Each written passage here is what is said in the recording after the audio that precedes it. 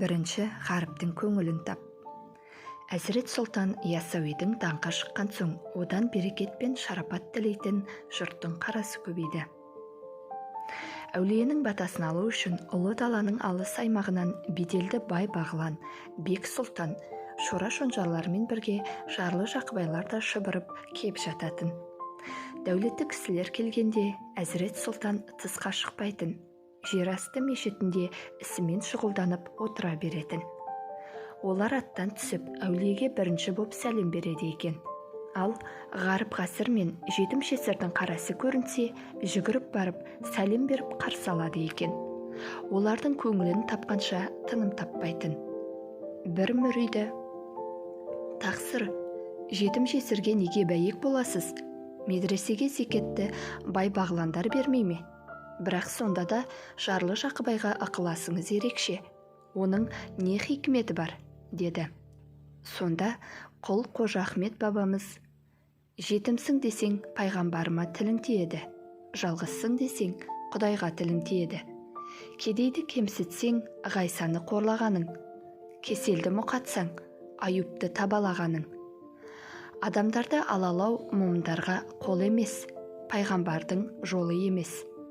Бай бағланға тіршілікте тіреу болар бағы мен дәулеті бар.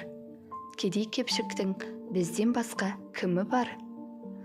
Олар бізді Құдай іздеген дәруіш деп дос тұтады. Біз суық пейіл танытсақ, олар діннен безеді. Жылы-жылы сөйлесең, жылан інінен шығады.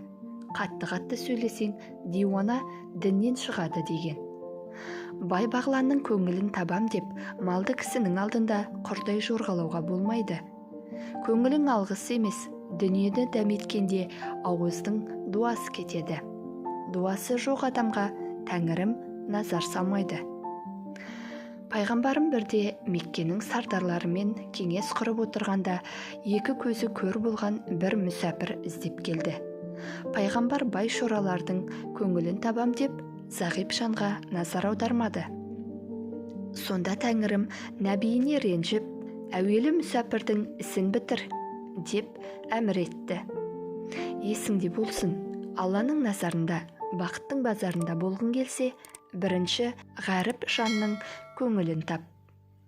Малды мен шендінің билігі мен байлығына қарап жалпақтаушы болма. Кедейдің ісі бірінші бітсін, көңілі жайлансын» деді. Яссауи феномені кітабынан алынды.